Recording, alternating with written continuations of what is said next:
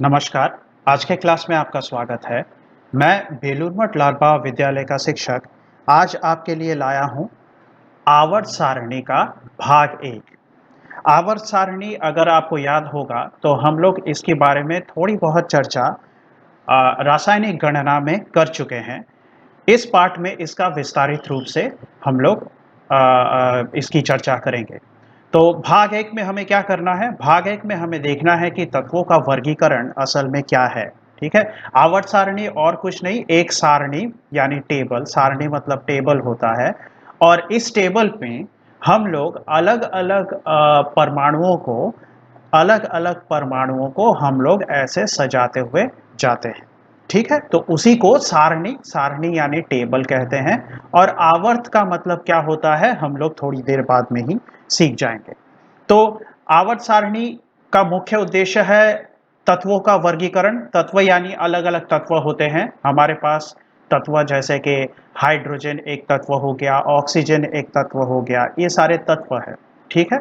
और इन तत्वों के परमाणु होते हैं जो कि अलग अलग आइसोटोप के रूप में हमें वातावरण में मिलते हैं। आइसोटोप क्या है वो भी हम लोग सीखेंगे। तो मोटा मोटा अपने दिमाग में ये बैठाइए कि तत्व मतलब होता है जितने भी परमाणु हमें दिखते हैं उन्हीं को हम लोग तत्व बोलते हैं। थोड़ा सा अंतर आता है। हम लोग जैसे जैसे आगे बढ़ेंगे वैसे वैसे हमें समझ में आएगा। तो तत्वों का वर्गीकरण होगा और तत्वों के वर्गीकरण किन नियमों के आधार पे होगा वो हमें देखना है। तो इनमें दो नियम उतने ज्यादा इंपॉर्टेंट नहीं है, हमें बस उनके बारे में जानना है।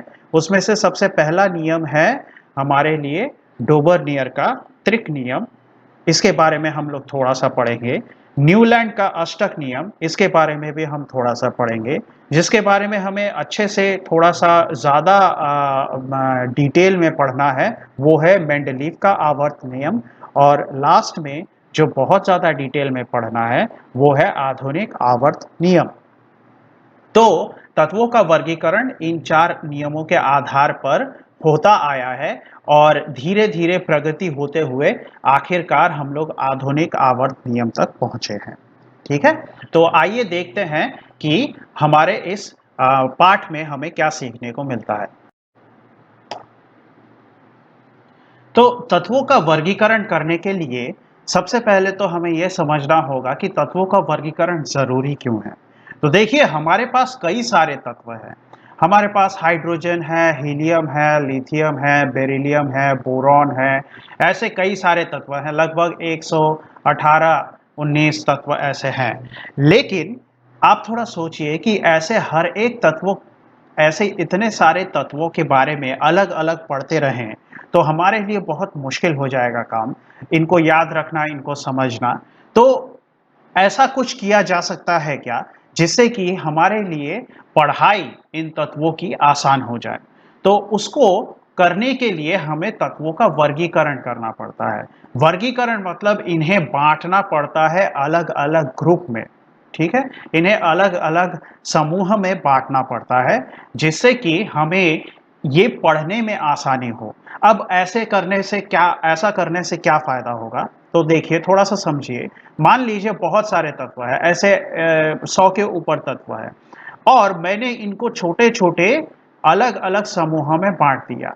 ये एक समूह है, ये एक समूह है, ठीक है? ये एक समूह है और इस डब्बे के अंदर जितने भी तत्व हैं वो सारे के सारे, मान लीजिए ये एक तत्व है, ये एक तत्व है, ये एक तत्व है, ऐसे कई सारे तत्व है इसके अंदर।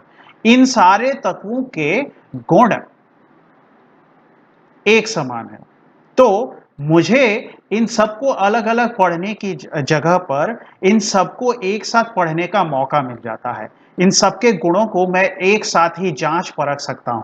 ठीक उसी तरह से इस डब्बे के अंदर जितने भी तत्व मैंने रखे हैं वो सारे के सारे तत्व अगर मैं पढ़ना शुरू कर दूं तो मेरे लिए मुश्किल होगा।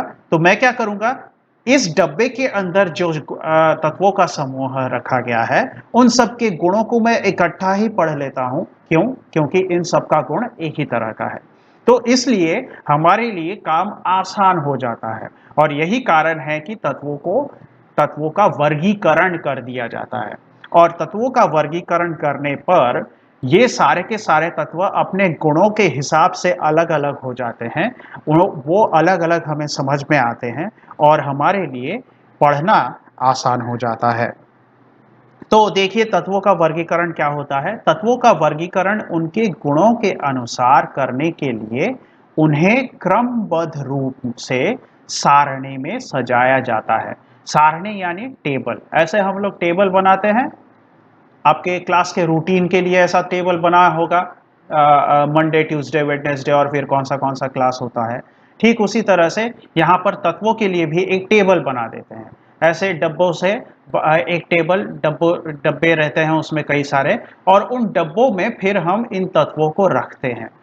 कैसे रखते हैं वो थोड़ी देर बाद में हमें पता चलेगा, लेकिन इनको लाइन से क्रमबद्ध रूप में, क्रमबद्ध यानी लाइन से एक के बाद एक अगर मैं डब्बे में रखता जाऊं तो मुझे इनके गुणों के अनुसार इनको रखना पड़ता है। और जैसे ही मैं इनको इनके गुणों के अनुसार रखूंगा तो एक जैसे तत्वों के श्रेणियां यानी ग्रुप बनने लगेंगी। जैसे कि मान लीजिए यहां पर ये जो ग्रुप दिख रहा है, ये ऊपर से नीचे तक ये स्तंभ, ये वाला एक ग्रुप हो गया। और हमें समझ में आएगा कि इस ग्रुप के में जितने भी तत्व हमें मिलेंगे वो सारे के सारे एक ही प्रकार के गुण दर्शाते हैं। तो इससे हमें फायदा क्या होगा? इससे हमें फायदा होगा कि इस ग्रुप में उपस्थित जितने भी परमाणु हमें दिख रहे हैं, इन सबको हमें अलग अलग पढ़ने की जरूरत नहीं पड़ेगी, हम पूरे ग्रुप का ही गुण पढ़ लेंगे और हमें इनके बारे में समझ में आ जाएगा। तो इसलिए देखिए सारणी में तत्वों को बिठाने पर समान गुण वाले तत्वों की श्रेणी, श्रेणी यानी ग्रुप, श्रेणी यानी होता है ग्रुप।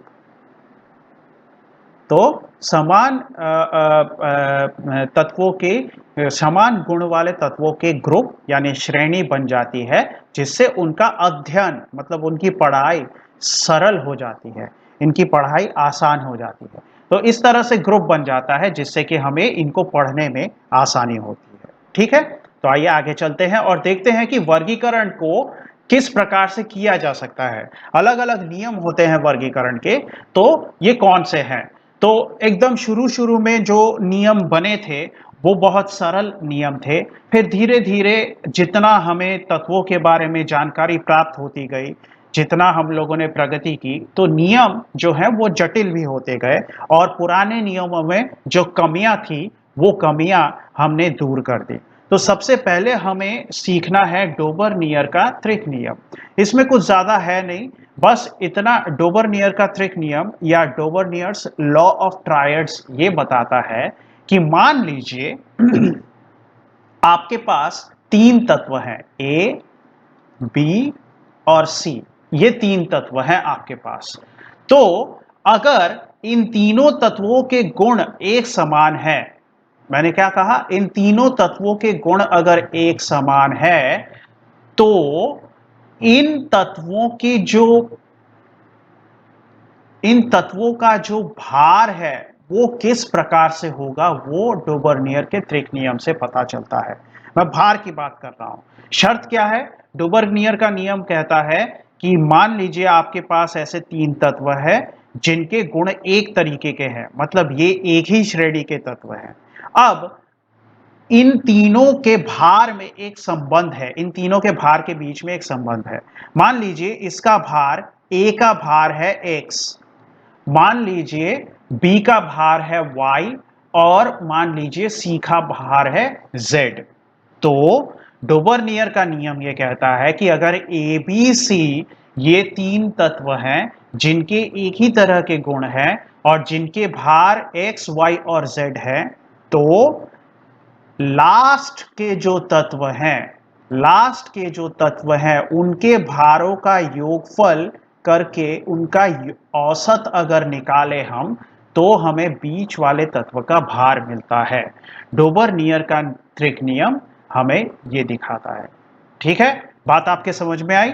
डोबर्नियर का त्रिक नियम यह कहता है कि समान गुण वाले तीन तत्वों के अगर भार आपको पता है तो डोबर्नियर का त्रिक नियम यह कहता है कि जो आखिर के तत्व है उनके भारों का औसत बीच वाले तत्व के भार के बराबर होता है। यह हो गया डोबर्नियर का त्रिक नियम। ठीक है, तो देखिए, समान गुण वाले तीन तत्वों के बीच के तत्व का भार शेष दो तत्वों के परमाणु भार के औसत के बराबर होता है। ठीक है, तो जैसा कि मैंने आपको उदाहरण में यहां पे करके बताया है वैसा ही यहां पे है। तो देखिए, जैसे हमारा एक उदाहरण मैं आपको बता देता हूं। हमारा एक उदाहरण है लिथियम, सोडियम और पोटेशियम। ठीक है, लिथियम का भार है 7, सोडियम का भार है 39, सॉरी पोटेशियम का भार है 39। तो सोडियम का भार डोबर्नियर के त्रिक नियम अनुसार कितना निकलेगा? 39 प्लस 7 बटा 2 कितना आता है? 46 बटा 2 बराबर आता है 23। मतलब ये इतना निकलेगा। तो वही हमारा पहला उदाहरण है। देखिए, लिथियम इसका भार है 7, सोडियम इसका भार है 23, पोटेशियम इसका भार है 39। तो हमारे लिए डोबर्नियर का त्रिक नियम क्या कहता है कि सोडियम का परमाणु भार कितना होना चाहिए? सोडियम का परमाणु भार, सोडियम बीच में है तो उसका परमाणु भार लास्ट के दो परमाणुओं के भारों का औसत होना चाहिए। तो लिथियम 7 प्लस पोटेशियम का 39 बटा 2 औसत निकल गया, कितना आया?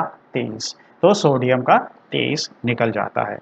ठीक है, लेकिन हमेशा इस तरह से पूर्ण संख्या में नहीं आएगा। कभी कभार भार निकलता तो है लेकिन आसपास निकलता है। ठीक है, डोबर्नियर का नियम हमेशा एकदम सटीक बैठ नहीं पाता है। जैसे हमारे अगले उदाहरण में देखिए, क्लोरीन, ब्रोमीन और आयोडीन। ठीक है, क्लोरीन का भार कितना है? 35.5। ब्रोमीन का भार कितना है? 80। आयोडीन का भार है 127। इसका मतलब डोबर्नियर का त्रिक नियम इसके अनुसार क्या होगा? 127 प्लस 35.5 बटा 2 करेंगे तो वो 80 आना चाहिए, लेकिन डोबर्नियर के नियम अनुसार, लेकिन 80 तो आता नहीं है। कितना आता है? 81.25 आता है। मतलब आसपास कहीं पे आता है। और यही कारण है कि डोबर्नियर का नियम बिल्कुल सटीक, पूरी तरह से सटीक नहीं हो पाया है। क्यों? क्योंकि इसमें भी कमियां थी। इसमें कमियां थी, कौन सी कमी थी?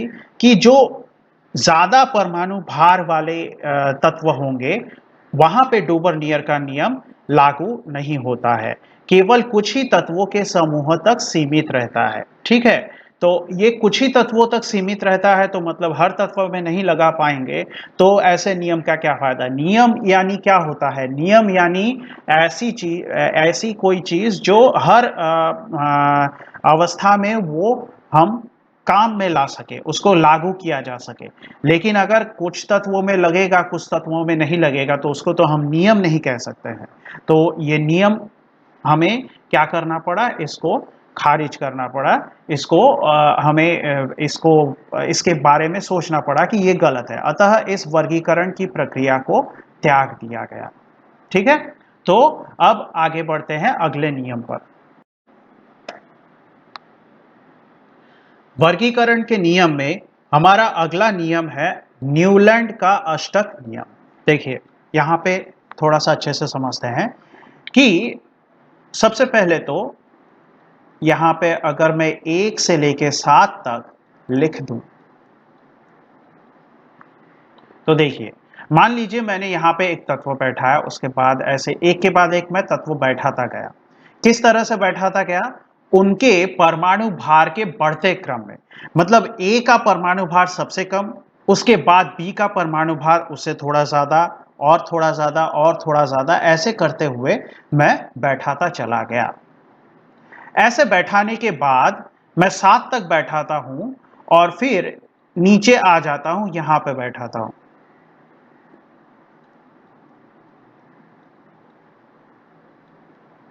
ऐसे।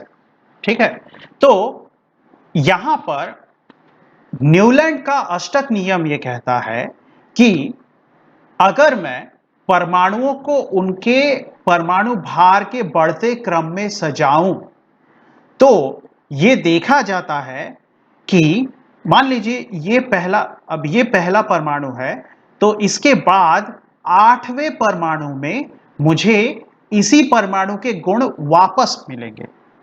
ठीक है, क्योंकि इसीलिए इसको अष्टक नियम कहा जाता है। देखिए इसके बाद का 8वां परमाणु कौन सा है? ये तो पहला है, दूसरा, तीसरा, चौथा, पांचवा, छठवां, सातवां, सातवें के बाद ये हो गया 8वां।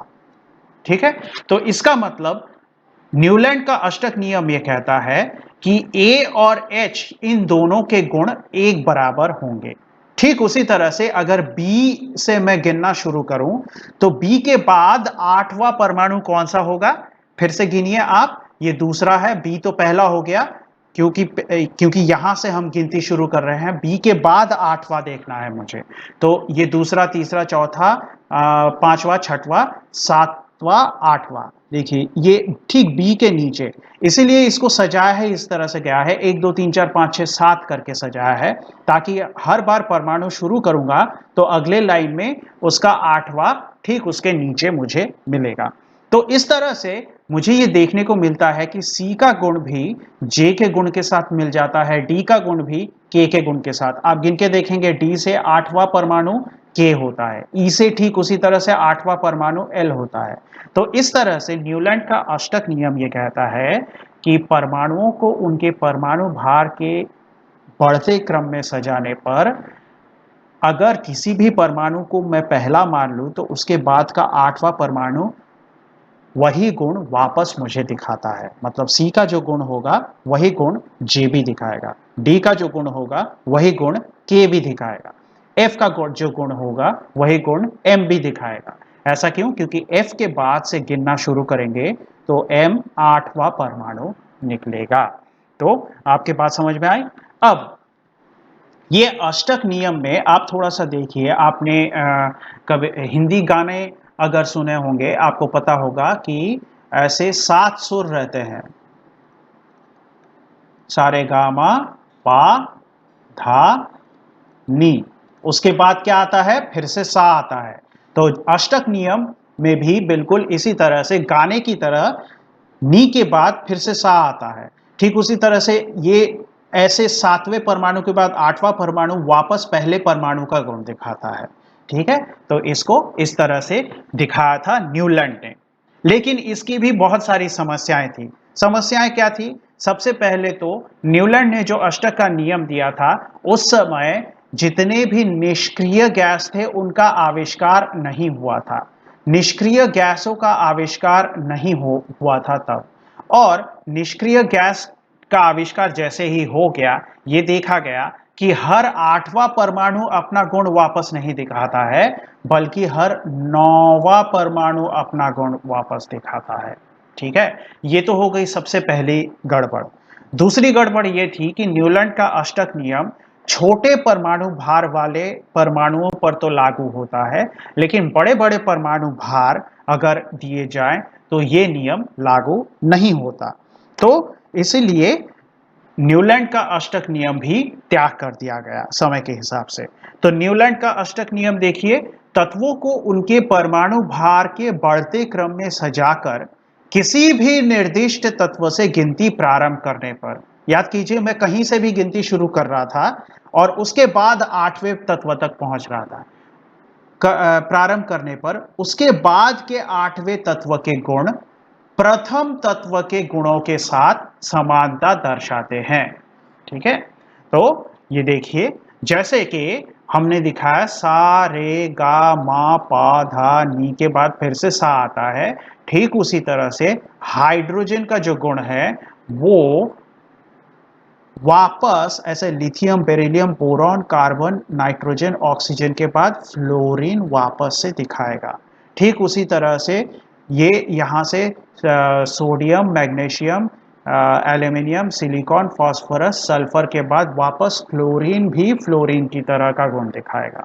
तो इसका मतलब आप समझ रहे हैं कि ये तीनों के तीनों एक ही ग्रुप में आ गए, मतलब इनका वर्गीकरण हो गया। ठीक उसी तरह से ये पहला अगर परमाणु, हम इसको पहला तत्व अगर हम मान लें, तो यहां से गिनना शुरू करें तो पहला ये है, तो दूसरा, तीसरा, चौथा, पांचवा, छठवां, सातवां, आठवां, लिथियम के नीचे का सोडियम। तो इस तरह से हर तत्व से गिनती शुरू करें तो उसके बाद के आठवां तत्व हमें वापस उस गुण को दिखा रहा है। मतलब बेरिलियम का जो गुण है वही मैग्नीशियम दिखा रहा है, लिथियम का जो गुण है वही सोडियम और पोटेशियम भी दिखाएगा। ठीक है, ये तीनों एक ही गुण दिखाएंगे, ये तीनों एक ही गुण दिखाएंगे, ये तीनों एक ही गुण दिखाएंगे। ये है न्यूलैंड के अष्टक नियम का मतलब। और इसमें क्या गड़बड़ हुई? ये गड़बड़, ये सिद्धांत अधिक भार वाले तत्वों पर लागू नहीं होता, ये यहाँ पे खराबी निकल गई। उसके बाद निष्क्रिय गैस की खोज होने पर प्रथम तत्व के गुणों की समानता नौवें तत्व के गुण के साथ रहती है। मतलब इनके बीच बीच में निष्क्रिय गैसों का आविष्कार हो गया। तो क्या हो गया? ये जो सात है, ये सात ना होकर बल्कि यहाँ पर एक और घर आ गया, और एक और घर आ गया मतलब आठवां घर आ गया। मतलब इस तरह से गिनना शुरू करेंगे तो उसके बाद अगले लाइन में जब जाएंगे तो वो नौवां तत्व हो जाएगा। तो इसका मतलब समानता नौवें तत्वों के बीच में हमें देखने को मिलती है। तो न्यूलैंड का अष्टक नियम हमें इस तरह से समझ में आया, और उसकी कमियां भी आशा करता हूं आप लोगों के समझ में आ गई होगी। आइए आगे बढ़ते हैं। वर्गीकरण के नियम में अगला नियम जो कि बहुत इंपॉर्टेंट है वो है मेंडेलीव का नियम, जिसको मेंडेलीव्स पीरियोडिक लॉ भी कहेंगे। और हमें यह समझना है कि मेंडेलीव का आवर्त नियम क्या है। तो देखिए, पिछले नियम में हमने देखा था कि न्यूलैंड ने क्या किया था। न्यूलैंड ने कहा था कि अगर मैं तत्वों को उनके बढ़ते परमाणु भार के हिसाब से बिठाऊं तो हर आठवां परमाणु पहले वाले परमाणु का गुण वापस दिखाता है। मेंडेलीव का आवर्त नियम भी कुछ ज्यादा उससे अलग नहीं है। मेंडेलीव का आवर्त नियम यह कहता है कि तत्वों के जितने भी गुण हैं, वो चाहे भौतिक गुण हो या रासायनिक गुण हो, ध्यान से सुनिएगा, जितने भी तत्वों के गुण हैं, भौतिक या रासायनिक गुण, वो सारे के सारे परमाणु भार के आवर्त फलन होते हैं। अब ये शब्द आपको समझ में नहीं आएगा लेकिन मैं आपको समझाऊंगा। देखिए, परमाणु भार के आवर्त फलन होते हैं।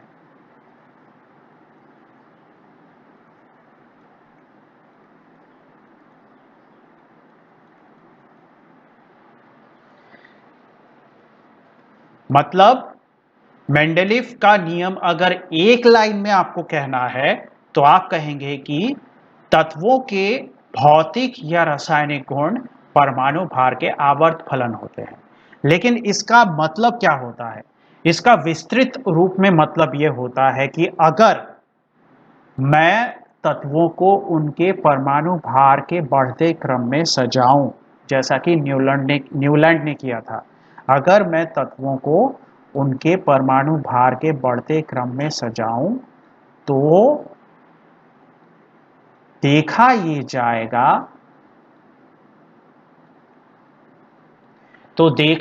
जाएगा कि जो गुण एक तत्व में आते हैं, निश्चित अंतराल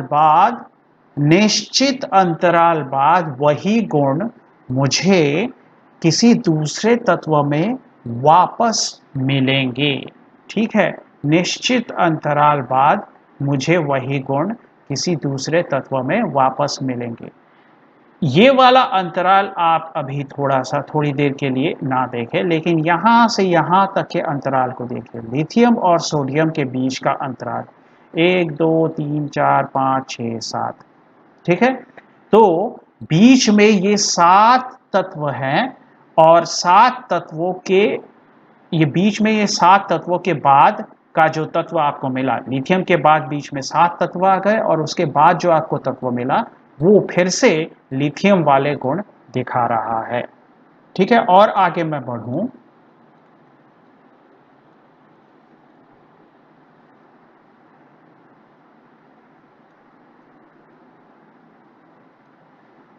ठीक है, और आगे मैं बढ़ूं तो फिर से गिनिए, 1 2 3 4 5 6 7, 7 के बाद ये फिर से आ गया और ये फिर से लिथियम और सोडियम की तरह का ही गुण दिखाएगा।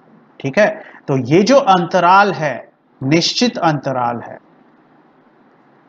तो मेंडलीव का आवर्त नियम क्या कहता है, एक लाइन में अगर आपको कहना है तो आप कहेंगे कि तत्वों के भौतिक या रासायनिक गुण उनके परमाणु भार के आवर्त फलन होते हैं, और उसी को व्याख्या व्याख्या के रूप में करना है तो आप इस तरह से उसको समझाएंगे कि अगर मैं तत्वों को इस तरह से परमाणु भार के बढ़ते क्रम में उनको सजाऊं, तो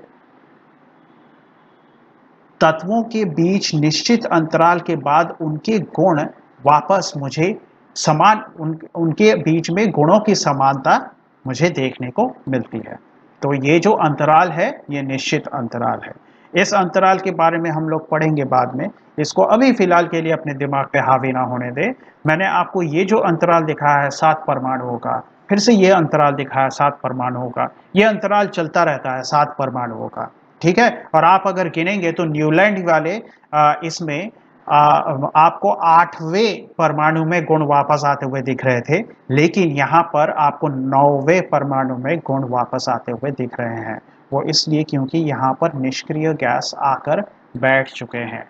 इसलिए ये देखिए, पहला अगर इसको मानेंगे तो दूसरा, तीसरा, चौथा, पांचवा, छठवां, सातवां, आठवां, नौवां, तो ये 9वां परमाणु वापस अपना गुण दिखाता है। तो न्यूलैंड के अष्टक नियम से ये कुछ ज्यादा इसमें कुछ अंतर है नहीं।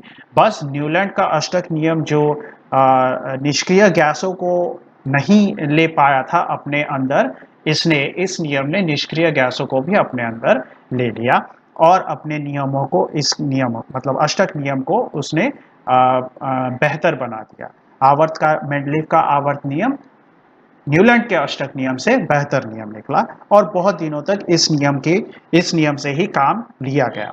तो मेंडलीव का आवर्त नियम क्या है, तत्वों के भौतिक तथा रासायनिक गुण उनके परमाणु भारों के आवर्त फलन होते हैं। अब ये आवर्त फलन शब्द क्या है मैं थोड़ी देर में समझाऊंगा, लेकिन इस लाइन को मैंने कैसे समझाया था, इस लाइन को मैंने ऐसे समझाया था कि अगर मैं तत्वों को उनके परमाणु भार के बढ़ते क्रम में सजाऊं तो निश्चित अंतराल बाद तत्वों के गुणों में हमें समानता नजर आती है।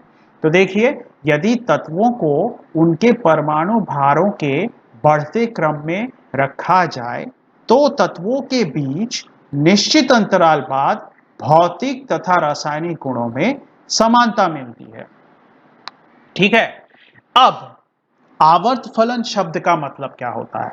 आवर्त फलन, आवर्त का मतलब होता है कोई चीज जो निश्चित समय बाद वापस घटती रहती है, उसको बोलते हैं आवर्त, जिसको इंग्लिश में बोलते हैं पीरियड। आपके स्कूल में होता है ना पीरियड, पहला घंटा तो मतलब पहला पीरियड, दूसरा घंटा मतलब दूसरा पीरियड।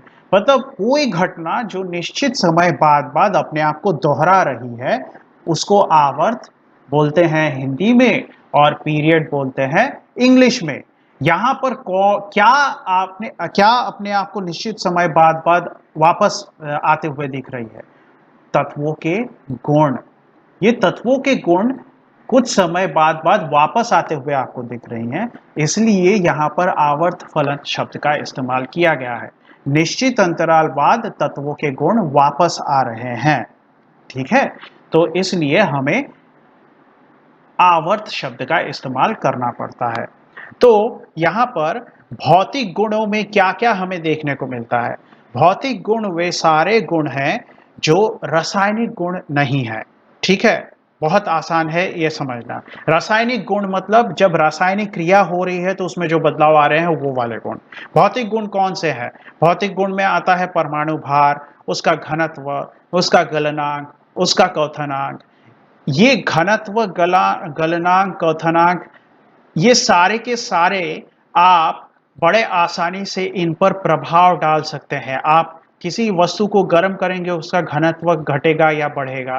किसी चीज को बाहर से गर्मी प्रदान करके आप उसको पिघला सकते हैं, ठीक है। लेकिन याद रखिए, इसमें कोई रासायनिक बदलाव नहीं आएगा। क्वथनांक मतलब किसी चीज को उबालना, तो उसको गर्म करके उसको उबाल सकते हैं।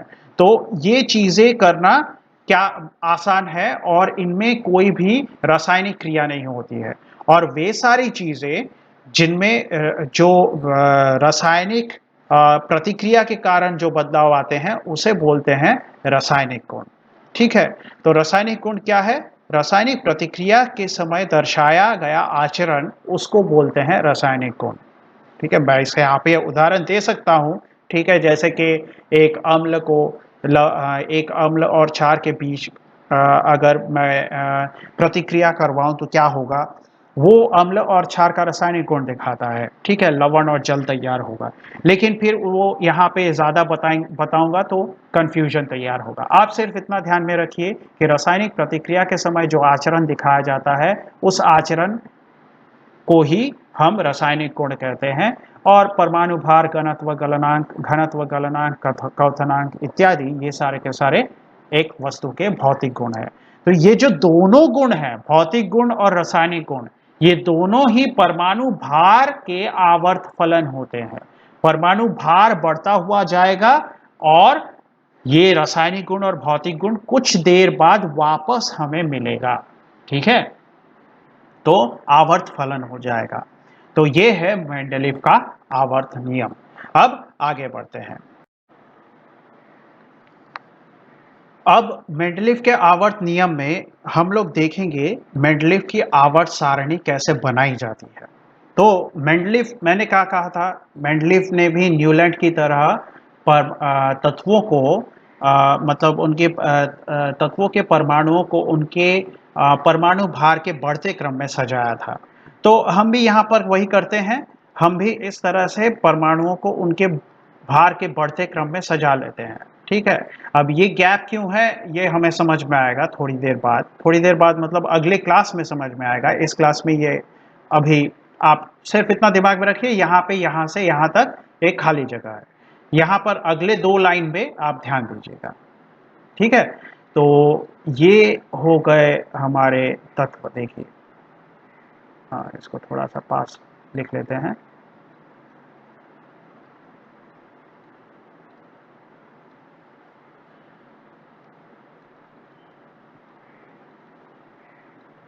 ये जो मैं लिख रहा हूं, ये परमाणु भार के बढ़ते क्रम में ही लिखा गया है, ठीक है।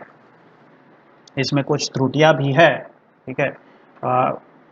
तो वो देख लेते हैं। देखिए, सबसे पहले तो मेंडलीव की आवर्त सारणी ये कहती है कि हम परमाणुओं को उनके परमाणु भार के बढ़ते क्रम में लिख देते हैं।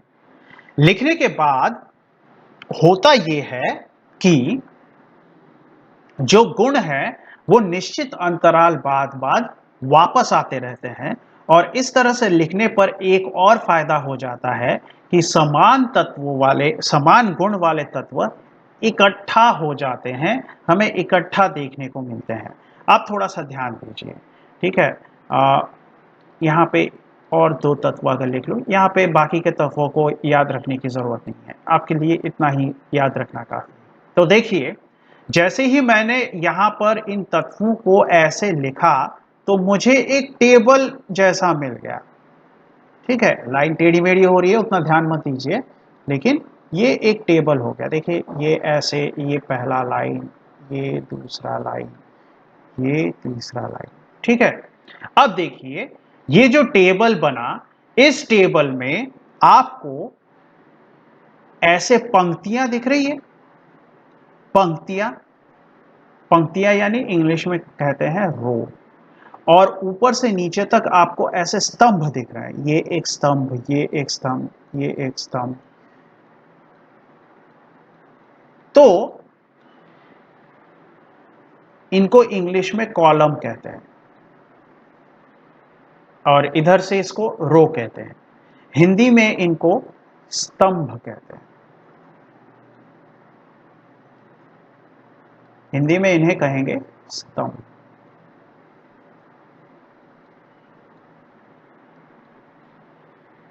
ठीक है, और ये जो रो है इनको कहेंगे आवर्त। ठीक है, सॉरी आवर्त नहीं कहेंगे, इनको आवर्त कहेंगे, लेकिन इनको ऐसे में साधारण तौर पर इनको कहेंगे पंक्ति। ठीक है, रो, लाइन।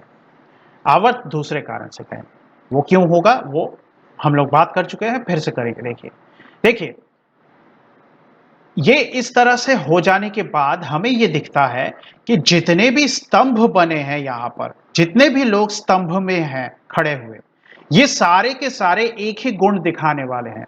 तो इन स्तंभों को मैं कह सकता हूं कि ये सारे के सारे एक ही श्रेणी के तत्व हैं। क्यों? क्योंकि इनका ग्रुप, इनकी श्रेणी एक ही है। श्रेणी यानी कुछ ऐसे लोग जो एक ही तरह के हैं, और इन सब के गुण एक ही तरह के हैं। ये वाले जितने भी तत्व है ये एक ही श्रेणी के हैं, मतलब इनके गुण एक ही तरह के हैं। ये वाले जितने भी तत्व है ये एक ही श्रेणी के हैं, मतलब इन सारे के सारे तत्वों के गुण एक ही तरह के हैं। ठीक उसी तरह से ये भी एक श्रेणी हो गई, ये एक श्रेणी हो गई, ये ये ये सब श्रेणी है, और इन हर एक श्रेणी में सारे के सारे तत्वों के गुण एक होते हैं। ठीक है, अब दूसरा, पंक्ति में आइए। पंक्ति में आप देखेंगे कि यहां से लिथियम, ये लिथियम है, उसके बाद है beryllium, boron, carbon, nitrogen, oxygen, fluorine, neon. ये ऐसे आगे मैं जा रहा हूं परमाणु भार के बढ़ते क्रम में। फिर नियॉन के बाद आता है सोडियम। तो देखा यह जाता है कि इस तरह से पूरा पूरा लाइन खत्म करने के बाद वापस जो तत्व आया वो फिर से लिथियम का गुण दिखा रहा है। क्यों? क्योंकि देखिए ये एक ही श्रेणी में है। तो इसका मतलब क्या हुआ? इसका मतलब ये हुआ कि मेंडलीव की आवर्त सारणी हमें बड़े आराम से ये दिखा रही है कि सारे के सारे समान गुण वाले तत्व इकट्ठा हमने कर दिए हैं, और इन सभी तत्वों को हमने बढ़ते हुए परमाणु भार के क्रम में सजाकर लिखा है। तो मेंडलीव की आवर्त सारणी क्या है? मेंडलीव ने परमाणुओं को उनके परमाणु भार के बढ़ते क्रम में सजाकर एक सारणी में रखा, यानी एक टेबल में रख दिया, जिसमें स्तंभों को वर्ग या श्रेणी कहा गया है। वर्ग को भी श्रेणी कहते हैं, मैंने अभी थोड़ी देर पहले कहा था ना श्रेणी। तो श्रेणी वर्ग एक ही चीज है, कंफ्यूज मत हो जाइएगा। स्तंभों को वर्ग तथा पंक्तियों को आवर्त कहते हैं। आगे, इस सारणी में 8 वर्ग और 7 आवर्त है। बहुत इंपॉर्टेंट जानकारी है, याद रखिएगा, पूछ लेते हैं कि मेंडलीव के आवर्त सारणी में कितने वर्ग, कितने ऐसे ऊपर से नीचे के स्तंभ थे, 8 स्तंभ थे, और कितने आवर्त थे, 7 आवर्त थे। ठीक है, और उसके साथ साथ हमने क्या सीखा? हर तत्व सारणी में रखे 7 तत्वों के अंतराल के बाद समान भौतिक तथा रासायनिक गुण दर्शाता है। ठीक है, मैं आपको मैंने ये lithium, beryllium, boron, carbon, nitrogen, oxygen, fluorine, neon के बाद ये सोडियम बताया था। तो देखिए 1 2 3 4 5 6 7, 7 तत्वों बाद सोडियम आता है। लिथियम के 7 तत्वों बाद सोडियम। ठीक है, तो इसका मतलब यहाँ पर क्या कहा गया है? हर तत्व सारणी में रखे 7 तत्वों के अंतराल के बाद समान भौतिक तथा रासायनिक गुण दर्शाता है, यानी हर 9वें तत्व का गुण पहले तत्व के समान होता है। तो मेंडलीव की आवर्त सारणी में हमें ये सब देखने को मिला। अब आपको यहाँ पे तैयारी करते समय ये लगेगा कि मैंने तो आपको मेंडलीव की आवर्त सारणी दी नहीं है, हमें आवर्त सारणी यहाँ पे याद करने की जरूरत नहीं है। जब हम आधुनिक आवर्त सारणी की बात करेंगे तो हम आवर्त सारणी को विस्तारित रूप से लिख के समझेंगे। ये जितने भी नियम हम देख रहे हैं अभी वर्गीकरण के, इन नियमों को बस इतना ही जान के रखना है जितना मैं आपको बता रहा हूं। इससे ज्यादा आपको यहाँ पे मेहनत करने की जरूरत नहीं है। मेंडलीव के आवर्त नियम में मेंडलीव की जो आवर्त सारणी है, उस आवर्त सारणी की कुछ दोष हैं, कुछ त्रुटियां हैं, और अब हमें देखना है कि क्या त्रुटियां ऐसी है। तो मेंडलीव के आवर्त सारणी की 5 ऐसी त्रुटियां हैं जो हमें जाननी है। सबसे पहली त्रुटि देखिए, मेंडलीव ने तत्वों को उनके परमाणु भार के बढ़ते क्रम में सजाया था, है ना? उनके परमाणु भार के बढ़ते क्रम में सजाया था या सजाने की बात बोली थी। लेकिन देखा यह जाता है कि मेंडलीव के ही आवर्त सारणी में इस नियम का उल्लंघन किया गया है। कुछ ऐसे परमाणु हैं जिनके भार ज्यादा होते हुए भी उन्हें आगे बिठा दिया गया है। कौन से? आपको उदाहरण के लिए दो याद रखने हैं, दो शब्द याद रखें, आर्क कोनी। ठीक है, आर्गन का परमाणु भार पोटेशियम से कम होते हुए भी उसको पोटेशियम के आगे बैठा दिया गया है। ठीक उसी तरह से कोबाल्ट का परमाणु भार निकेल से कम होते हुए भी उसे निकेल के आगे बैठा दिया गया है। निकेल से ज्यादा होते हुए भी उसे पहले बैठा दिया गया है। ठीक है, तो इसका मतलब आर्गन का परमाणु भार ज्यादा है पोटेशियम से, फिर भी ये पहले बैठ गया है, जबकि मेंडलीव ने कहा था कि उनको छोटे से बड़े में सजाइए। ये तो बड़ा हो गया है, ये बड़ा है, ये छोटा है, फिर आर्गन पहले कैसे आ गया, है ना? पोटेशियम छोटा है तो वो पहले आना चाहिए। ठीक उसी तरह से कोबाल्ट का भी परमाणु भार ज्यादा है निकेल से, लेकिन फिर भी उसको पहले बैठा दिया गया। ये तो हो गई पहली गलती। दूसरी गलती देखिए, हमारे वातावरण में हर तत्व का सिर्फ एक प्रकार का परमाणु नहीं होता है। अब यहां पे आपको तत्व का मतलब समझ में आएगा। तत्व मतलब क्या? तत्व मतलब हाइड्रोजन। देखिए, हाइड्रोजन एक तत्व है,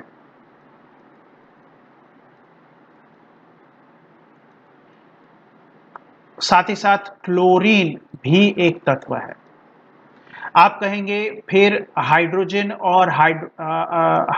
तत्व और हाइड्रोजन परमाणु में अंतर क्या है? यह अंतर है कि हाइड्रोजन के जो परमाणु हैं वो 3 अलग अलग प्रकार में वातावरण में मिलते हैं। एक होता है जिसको हाइड्रोजन का आइसोटोप कहते हैं, प्रोटियम। दूसरा हाइड्रोजन का आइसोटोप है ड्यूटेरियम। तीसरा हाइड्रोजन का आइसोटोप है ट्रिटियम। ये तीनों हाइड्रोजन के परमाणु है। तो अगर ऐसा है तो इन तीनों को इकट्ठा क्या कहें? तत्व कहें। ठीक है, ठीक उसी तरह से क्लोरीन का परमाणु भी 2 प्रकार के होते हैं। उसकी परमाणु संख्या 17 और मात्रा संख्या 35। ये एक प्रकार का क्लोरीन है और ये भी एक प्रकार का क्लोरीन है, 37 मात्रा संख्या वाली। तो इसका मतलब क्या हुआ? इसका मतलब ये हुआ कि ये 3 हाइड्रोजन के परमाणु तो है, लेकिन इनके परमाणु भार देखिए अलग अलग हैं। ठीक उसी तरह से ये दोनों क्लोरीन के परमाणु तो हैं, लेकिन इनके परमाणु भार अलग अलग हैं। तो सवाल ये पैदा होता है कि ये तीनों के गुण एक प्रकार के हैं, लेकिन परमाणु भार अलग अलग हैं। मेंडलीव ने क्या कहा था? आप परमाणु भार के बढ़ते क्रम में इनको सजाइए। तो अगर ऐसा है तो फिर तो मुझे हाइड्रोजन के परमाणु को 3 अलग अलग जगह देनी पड़ेगी। क्यों? क्योंकि इन तीनों का भार अलग अलग है, परमाणु भार। तो सबसे पहले मुझे हाइड्रोजन 1 नंबर पे ये बैठाना पड़ेगा, फिर दूसरा हाइड्रोजन ये बैठाना पड़ेगा, फिर तीसरा हाइड्रोजन ये बैठाना पड़ेगा। ठीक उसी तरह से क्लोरीन के लिए समस्या क्या हो जाएगी? 2 जगह तो देनी पड़ेगी, साथ ही साथ ये दोनों क्लोरीन एक के पीछे एक नहीं बैठेंगे, बीच में एक जगह खाली छूट जाएगी जहां पे 36 परमाणु भार वाला परमाणु बैठेगा, और उसके बाद फिर से क्लोरीन 37 ऐसे बैठेगा। तो ये तो गड़बड़ है। तो इसीलिए यहां पर मेंडलीव के आवर्त सारणी में आइसोटोप, ये सारे के सारे आइसोटोप है एक दूसरे के, है ना? ये आइसोटोप जो है इनको बैठाने के लिए मुझे अलग अलग जगह देनी पड़ रही थी। तो ये भी मेंडलीव के आवर्त सारणी की एक बहुत बड़ी कमी है। ठीक है, तो ये 2 कमियां हो गई। अब तीसरी कमी क्या है? वो बाद में देखते हैं, पहले इस स्लाइड को समझ लेते हैं क्योंकि इस स्लाइड में पहली दो कमियां हम लोग देखेंगे। तो आइए देखते हैं। तो देखिए, मेंडेलीव की आवर्त सारणी के दोष, इसमें सबसे पहली कमी क्या है? तत्वों का क्रम बढ़ते परमाणु भार के अनुसार ना होना, है ना। मेंडेलीव ने कहा कि इनको बढ़ते परमाणु भार के क्रम में बैठाइए, लेकिन हमने देखा था कि कुछ ऐसे परमाणु हैं जिनका भार ज्यादा होते हुए भी वो छोटे परमाणु भार से पहले बैठ रहे हैं। ठीक है, तो कुछ तत्वों के परमाणु भार अधिक होते हुए भी उन्हें कम परमाणु भार युक्त तत्वों से पहले रखा गया है। जैसे उदाहरण क्या है? मैंने कहा था आर्क, कोनी। ठीक है, तो आर्गन, पोटेशियम, आर्गन के बाद पोटेशियम बैठाया गया है, और कोबाल्ट, ये कोबाल्ट है। ठीक है, ये नाम याद रखिएगा, कोबाल्ट, और इसका चिन्ह सी, कैपिटल सी स्मॉल ओ। कोबाल्ट के बाद निकेल बैठाया जाता है। ठीक है, ये तो हो गई हमारा ये पहला दोष। दूसरा दोष क्या है? आइसोटोप का स्थान। ठीक है, तो आइसोटोप के स्थान में क्या है? आवर्त सारणी में तत्वों को उनके परमाणु भारों के बढ़ते क्रम में सजाने पर एक ही तत्व के आइसोटोपों को भिन्न स्थान देना पड़ेगा। मैंने आपको अभी समझाया है। इससे एक ही तत्व के परमाणु एक से अधिक स्थानों पर मिलेंगे। ये तो गड़बड़ वाली बात है। तो फिर हमें आवर्त सारणी बनाने का फायदा क्या हुआ? याद कीजिए, आवर्त सारणी आप क्यों बना रहे हैं? आवर्त सारणी आप इसलिए बना रहे हैं ताकि आपको पढ़ने में सुविधा हो परमाणुओं के बारे में। अगर एक ही परमाणु जगह जगह पर अलग अलग जगह पे मिले तो वो आपको असुविधा करेगा, सुविधा तो नहीं करेगा। तो इसीलिए ये आइसोटोप का स्थान, ये बहुत बड़ा एक दोष निकल के आ गया सामने मेंडलीव के आवर्त सारणी के लिए। तो जैसे पहले तीन स्थान पर हाइड्रोजन के आइसोटोप H1, H2, सॉरी ये ऐसे होगा, ये तीन थोड़े से गलत टाइप हुए हैं, ये ऐसे होना चाहिए, यहाँ पे नीचे 1 होना चाहिए। ठीक है, ये नीचे 1 होगा, और यहाँ पे 2, यहाँ पे 3। ठीक है, ऐसे आप लिख लीजिएगा अपने नोट्स में याद से। ये ड्यूटेरियम, ये ट्रिटियम, नीचे 1 होगा। नीचे 1 क्यों? क्योंकि ये जो है नीचे वाली संख्या, ये परमाणु संख्या दर्शा रही है।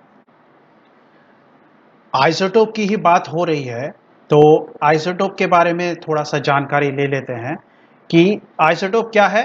एक ही तत्व के परमाणु होते हैं, जैसे कि क्लोरीन का ही उदाहरण लेते हैं। एक ही तत्व के परमाणु हैं जिनकी परमाणु संख्या समान है लेकिन मात्रा संख्या भिन्न होगी। ऐसे लोगों को एक दूसरे का, मतलब ऐसे परमाणुओं को एक दूसरे का आइसोटोप कहते हैं।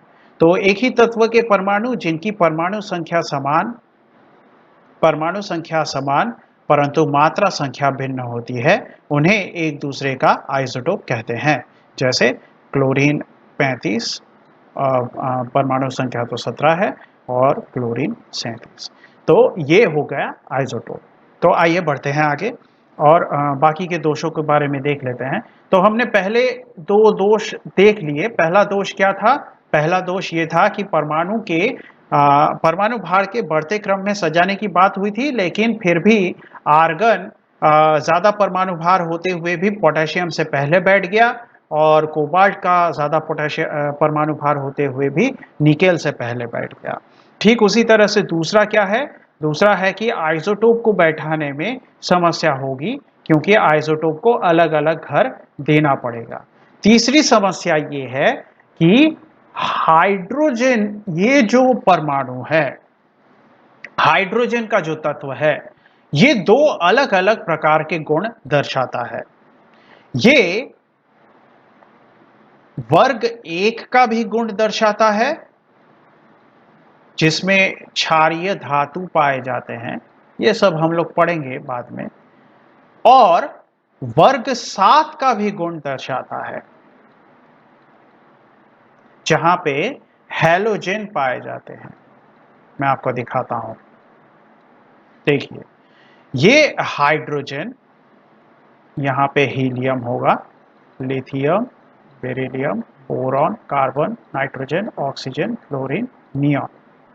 उसके बाद sodium, magnesium, aluminium, silicon, phosphorus, sulphur, chlorine, argon. ठीक है, तो ये हो गया। अगर मैं यहाँ पे थोड़ा सा इसको साफ कर दूं, यहाँ पे देखिए ये हो गया पहला ग्रुप, दूसरा ग्रुप, ये इस लाइन में देखिएगा, यहाँ पे हो गया तीसरा ग्रुप इस लाइन में, ये चौथा, पांचवा, छठा, सातवां, ये देखिए ये सातवां ग्रुप है और ये पहला ग्रुप है। तो देखा ये गया कि हाइड्रोजन वो इस ग्रुप में बैठा के हम लोग देख सकते हैं, वो क्यों? क्योंकि यहाँ के सारे परमाणुओं के कुछ गुणों के साथ हाइड्रोजन का गुण मिलता है। लेकिन ये भी देखा गया है कि ये जो सातवां ग्रुप है, इस सातवें ग्रुप में जो जो जहाँ पर फ्लोरीन, क्लोरीन, ब्रोमीन, आयोडीन, ये सारे लोग बैठे हुए हैं, इनके कुछ गुणों के साथ भी हाइड्रोजन का गुण मिलता है। तो सवाल ये खड़ा हो गया कि हाइड्रोजन को फिर यहां पे रखें कि यहां पे रखें। इसलिए हाइड्रोजन के स्थान को लेकर थोड़ी सी समस्या होने लगी, जिसका जो कि मेंडेलिव के आवर्त सारणी की के एक दोष में से माना जाता है। तो यहाँ पर 1 नंबर कमी, 2 नंबर कमी, 3 नंबर कमी क्या है? हाइड्रोजन का स्थान, ये एक कमी आ गई। चौथी कमी क्या है? चौथी कमी कुछ यह है, इस प्रकार है कि कुछ ऐसे तत्व हैं जिनके गुण एक समान होते हुए भी उन्हें अलग अलग रखा गया है, मतलब अलग अलग ग्रुप में डाल दिया गया है। ठीक है, कुछ ऐसे तत्व है जिनके एक समान गुण होते हुए भी उनको अलग अलग जगह पे डाल दिया गया है, और कुछ एक मतलब समान तत्वों को अलग अलग ग्रुप में डाल दिया। मान लीजिए कि दूसरे ग्रुप में, तीसरे ग्रुप में, चौथे ग्रुप में ऐसे डाल दिया। मान लीजिए ये पांचवा ग्रुप है, पांचवा ग्रुप, तीसरा ग्रुप, चौथे ग्रुप, एक समान तत्व को 3 अलग अलग ग्रुप में, मतलब 3 अलग अलग तत्व हैं जो कि समान है, एक ही ग्रुप में जाने चाहिए, लेकिन उनका ग्रुप अलग कर दिया। ठीक उसी तरह से कुछ ऐसे तत्व हैं जो असमान है, जो कि एक ग्रुप में नहीं रखे जा सकते हैं, लेकिन फिर भी उन्हें पकड़ के एक ही ग्रुप में, मान लीजिए कि दूसरे ग्रुप में डाल दिया। तो ऐसे तत्व भी हमें देखने को मिलते हैं, तो वो भी एक दोष हो गया। और लास्ट में ये देखा गया कि मेंडेलीव ने निष्क्रिय गैसों के लिए कोई जगह ही नहीं छोड़ी थी। ठीक है, मेंडेलीव ने निष्क्रिय गैसों के लिए कोई जगह नहीं छोड़ी थी। तो कुल मिला के ये 5 कमियां मेंडेलीव की हमें मेंडेलीव के आवर्त सारणी की हमें जाननी है। तो मेंडेलीव के आवर्त सारणी का जो दोष है, उसमें हाइड्रोजन का द्वैध आचरण, द्वैध यानी 2 तरह का आचरण, वो पहले ग्रुप में भी रहने के गुण दिखाते हैं और 7वें ग्रुप में भी। तो ऐसे 2 तरह के आचरण हैं। तो हाइड्रोजन के गुण वर्ग 1 तथा 7 पर रखे गए तत्वों के गुणों के साथ समानता दर्शाता है।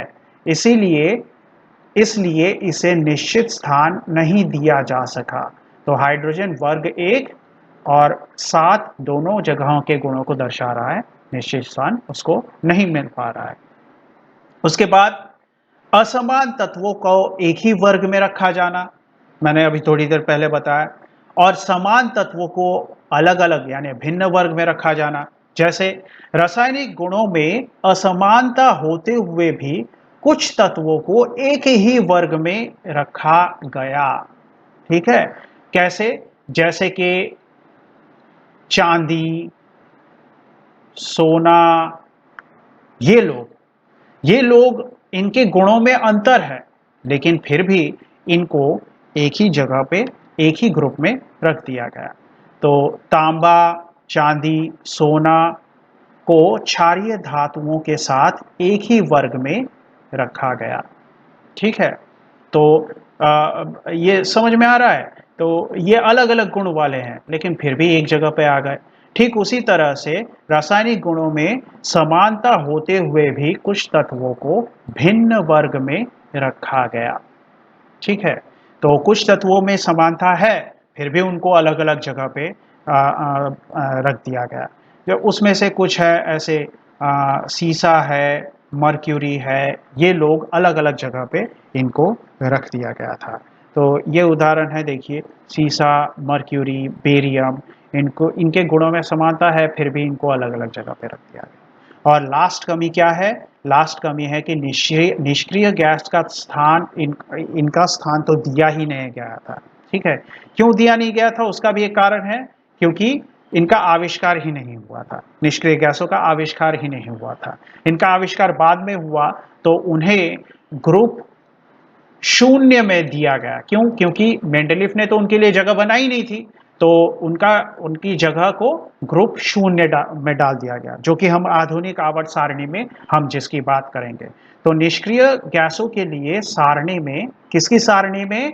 मेंडलीफ की सारणी में। मेंडलीफ की सारणी में कोई स्थान नहीं दिया गया। तो इस प्रकार से मेंडलीफ के आवर्त सारणी के दोष हमें पता होने चाहिए। ये दोष ही ज्यादा इंपॉर्टेंट है। ठीक है। तो यही पूछे जाते हैं एग्जाम में। आइए अब आगे बढ़ते हैं और देखते हैं आधुनिक आवर्त सारणी का जो नियम है वो कहां से आया है। तो जे मोसले नाम के एक वैज्ञानिक ने कहा कि देखिए, मेंडलीफ ने कहा था कि परमाणु भार के बढ़ते क्रम में इनको सजाने पर, परमाणु भार के बढ़ते क्रम में इनको सजाएं तो हमें एक सारणी मिलेगी और उस सारणी से हमें बहुत सारे लाभ होंगे। हमें सारे के सारे परमाणु अलग अलग श्रेणी में इकट्ठा होते हुए नजर आएंगे, जिससे हमें उनको पढ़ने में सुविधा होगी। लेकिन इसमें सबसे बड़ी समस्या क्या आ गई? 5 अलग अलग दोष निकल के आ गए और उन 5 दोषों में भी सबसे भयानक वाला दोष था आइसोटोप वाला दोष। ये आइसोटोप लगभग हर परमाणु का होता है। ठीक है। मतलब हर परमाणु का लगभग नहीं तो बहुत सारे परमाणुओं का होता है ऐसे आइसोटोप। लेकिन ऐसे आइसोटोप को अगर मैं अलग अलग जगह पे बैठाता रहूं तो ये तो सारणी फिर बनने से रही। तो मोजले ने कहा कि परमाणु भार का इस्तेमाल मत कीजिए, परमाणु संख्या का इस्तेमाल कीजिए। क्योंकि भार अलग हो सकते हैं, परमाणु भार अलग हो सकते हैं, लेकिन परमाणु संख्या अलग नहीं हो सकती। ठीक है। परमाणु भार अलग हो सकते हैं लेकिन परमाणु संख्या अलग नहीं हो सकती। देखिए, परमाणु संख्या अलग नहीं हो सकती। तो इसलिए अगर मैं परमाणु संख्या के बढ़ते क्रम में सारे तत्वों को बैठाऊं तो उनको मुझे एक ही जगह देनी पड़ेगी। मतलब अगर मैं हाइड्रोजन तत्व को बैठाना चाहता हूं तो ये तीनों के तीनों एक ही परमाणु संख्या दिखा रहे हैं, तो इनको सबको एक ही जगह पे मैं बैठा सकता हूं। ठीक है। परमाणु संख्या के आधार पर बैठाइए। ये है आधुनिक वर्गीकरण का नियम। ठीक है। और ये किसने दिया था? इनका नाम याद रखिएगा, जे। तो आइए देख लेते हैं। तो देखिए आधुनिक आवर्त नियम, आधुनिक आवर्त नियम में क्या कहा गया है कि परमाणु संख्या इनके आवर्त फलन के नियम, तत्वों के गुण उनके परमाणु संख्या के आवर्त फलन होते हैं। किसने कहा था? जे मोसले ने कहा था। मेंडलीफ ने क्या कहा था? तत्वों के गुण उनके परमाणु संख्या की जगह पे क्या कहा था? भार। ये गलत था। संख्या। तो तत्वों के गुण, कौन से गुण? रासायनिक गुण भी और भौतिक गुण भी। ठीक है। उनके परमाणु संख्या के आवर्त फलन होते हैं। तो अगर ऐसा है तो इस नियम के आधार पर मेंडलीफ के आवर्त सारणी में संशोधन आ गया। संशोधन करके आधुनिक दीर्घाकार आवर्त सारणी प्राप्त की गई और ये आधुनिक दीर्घाकार आवर्त सारणी ही हमारी चर्चा का विषय रहेगा आने वाले क्लासों में। ठीक है। तो आधुनिक दीर्घाकार आवर्त सारणी प्राप्त की गई, जिसमें क्या क्या संशोधन हुए। सबसे पहले तो निष्क्रिय गैसों के लिए एक नया वर्ग, जो कि मैंने थोड़ी देर पहले कहा था, शून्य वर्ग, ये जोड़ दिया गया। निष्क्रिय गैसों के लिए जगह नहीं थी तो उनके लिए एक अलग से वर्ग लाया गया जिसको शून्य वर्ग कहा गया। उसके बाद ये याद रखिएगा अच्छे से, दुर्लभ मृदा तत्व, रेयर अर्थ एलिमेंट्स, दुर्लभ मृदा तत्व एवं एक्टिनाइट तत्व, इनका स्थान निर्धारित किया गया। ठीक है, ये दुर्लभ मृदा तत्व और एक्टिनाइट, इन नामों से डर मत जाइएगा, आपको सिर्फ ये दो नाम जानना है और ये बताना है कि इनका स्थान निर्धारित किया गया। ठीक है, उसके बाद क्या हुआ, किसी तत्व के सभी आइसोटोपों के परमाणु संख्या समान होने के कारण उन्हें एक ही स्थान मिल गया। अभी थोड़ी देर पहले बताया मैंने कि आइसोटोप कितने भी हो, सारे के सारे आइसोटोपों का, किसी तत्व के सारे आइसोटोप की परमाणु संख्या तो एक समान ही होगी, तो उन सारे के सारे आइसोटोपों को एक ही स्थान मिल गया। तो इस तरह से अलग अलग नियमों को हमने आज सीख लिया। अगले दिन आधुनिक आवर्त नियम के पर आधारित दीर्घाकार आवर्त सारणी को हम लोग अगले भाग में करेंगे और यहाँ पर हमारा भाग 1 यानी भाग 1 समाप्त करेंगे। तो अगर आपको क्लास पसंद आ रहा है तो लाइक शेयर सब्सक्राइब और कीजिए और नोटिफिकेशन के लिए बेल आइकन को दबाइए। अगले क्लास तक पढ़ते रहिएगा। धन्यवाद।